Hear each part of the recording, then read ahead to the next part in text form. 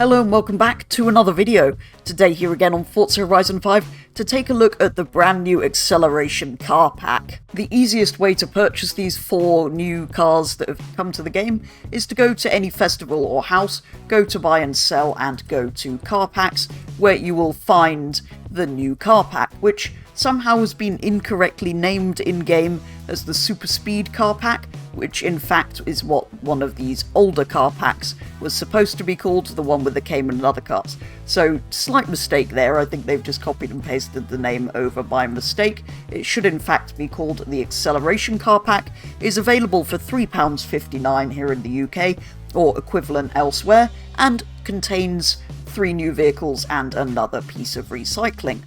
So, just like the previous pack, one of the cars in here isn't technically new to Forza, so let's just gloss over the McLaren, because just like the Pininfarina Barista in the previous pack, it is just a piece of recycling from Forza Motorsport, where it in fact drove horribly.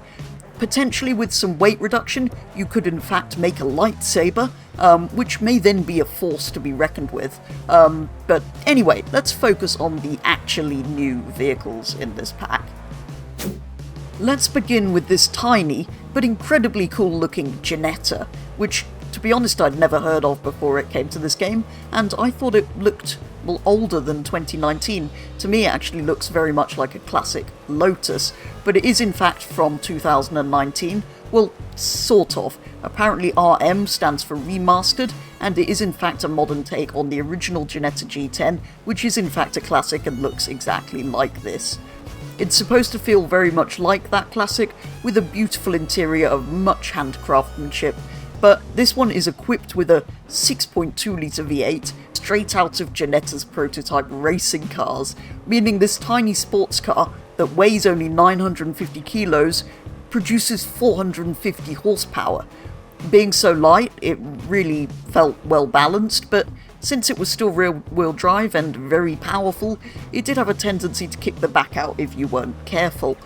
I was though impressed with its straight line speed, although maybe I shouldn't have been surprised. It's light and quite powerful, but the little Ginetta was hitting speeds of up to 184 miles per hour on the long straight before I had to use the brakes. Here in Forza, it's rated overall at A-Class 769 PI. From standard, the Ginetta's available in, well, only this very nice gunmetal grey colour, but that's probably what I would have left on it anyway, potentially in a yellow or a black or something, or some kind of classic looking colour. It would look quite good, but as a kind of resto mod, it looks really good in this gunmetal grey, I think. Unfortunately though, there's not much in the way of further customization or upgrades either. There's the usual classic car Forza Aero, which doesn't look as bad as the kind of modern Forza Aero, but still ruins your Ginetta. There's one engine swap, which is just a bigger V8. You can of course all-wheel drive swap it, but I don't know why you would on a classic sports car, or increase the power with a turbocharger or supercharger. Apart from that though, it's all as you would expect. You've got your usual tyre options, your usual tyre width options, no track width. You can though change the wheels and size. You've got your usual drivetrain bits, platform and handling bits, and engine bits. And if you take full weight reduction, you can take it down from 950 to 884 kilos, which is, well, lighter than a feather. The second car that we're going to look at isn't really a car at all. It's the latest Ford Supervan, which appears to be a transit, but sort of isn't in any way at all. Much like the original Supervan that was essentially a Ford GT40 with a body that was van-shaped, this shares pretty much nothing with an actual Ford Transit. The back of it isn't even van-shaped on closer inspection. It does though have 4 electric motors, producing 1,878 horsepower and 1,600 Nm of torque, which is quite incredible, and apparently means it can do the 0 to 60 mph sprint in under 2 seconds, which, driving it, it felt like it did, and would explain why even on my outlap I was doing well north of 200 miles an hour before braking for the first corner, and why on subsequent laps I reached the van's top speed of 221 miles per hour. In fact, it was also getting to over 200 miles per hour on the back straight through the flat-out chicane here on my custom track. Being an electric vehicle though, and being all-wheel drive, it is quite heavy. It weighs 1,989 kilos, so essentially 2 tons. But here in Forza, it does have a rating of S2 class 953. Now, at the end of my run here around my track, I did attempt to pull into the pits and switch to drift mode, but this wasn't possible during an event because of the unique way this game works, so I had to head back to free roam to give it a go.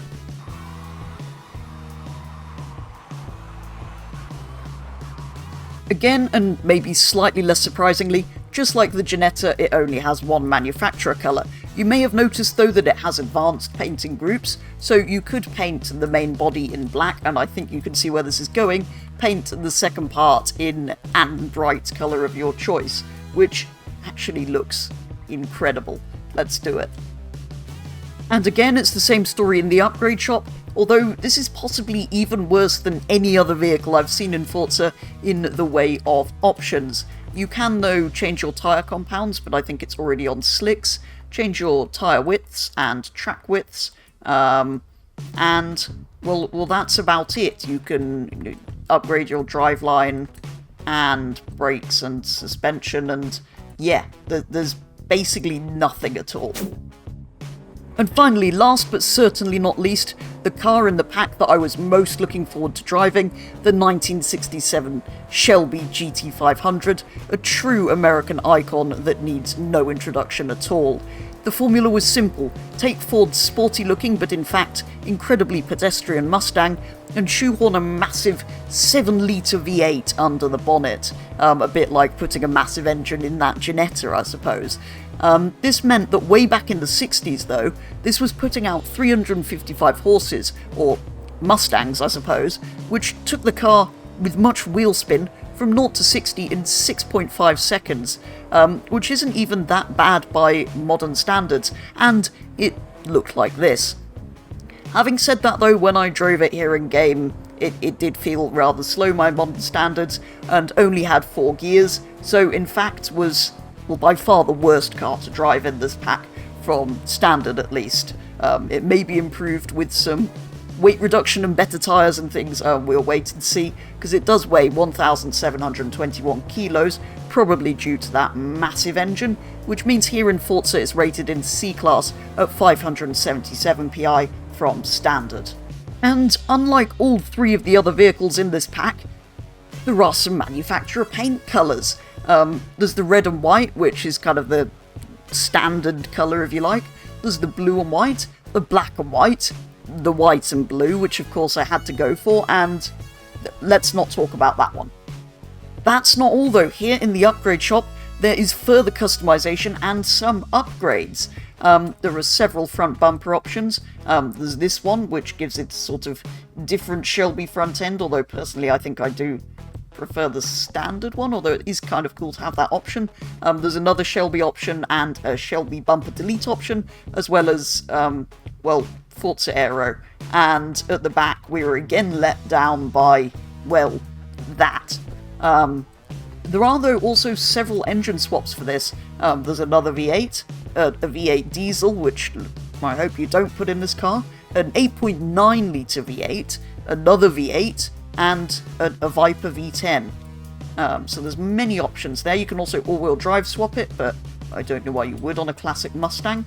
And we'll add turbochargers and superchargers. Apart from that, it's kind of as you'd expect. There's your usual tyre compounds, although being an older vehicle, you can put white walls on this if you so wish. And you can, of course, increase your track widths if you want to improve how it sits slightly. Apart from that, it's your usual drivetrain options, usual platform and handling options, and usual engine upgrades. If you put full weight reduction on the Shelby, you can get it down to 1,385 kilos, which isn't too bad. So potentially this might be usable in B, and the Ginetta may be usable in A. I'll have to have a look for some tunes at some point.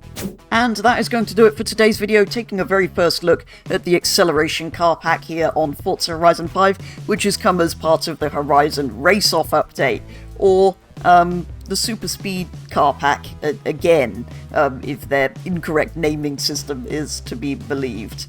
But yeah, 3 very cool cars and a recycled McLaren, which I have nothing against, but it was already for free in Forza Motorsport's base game, so it shouldn't be in a paid car pack, let's be honest.